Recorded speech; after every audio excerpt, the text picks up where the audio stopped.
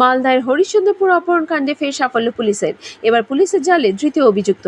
নেশার কারণে মোটা অঙ্কের ঋণ, তার জন্যই মোটা টাকা ও মুক্তিপণের ছক কষে অপহরণের চেষ্টা করা হয়েছিল। জেলায় শিকার অভিযুক্তের। সোমবার তৃতীয় অভিযুক্ত শীতেন দাসকে 5 দিনের পুলিশি হেফাজতের আবেদন জানিয়ে চাঁচল মহকুমা আদালতে পেশ করে হরিশ্চন্দ্রপুর থানার পুলিশ।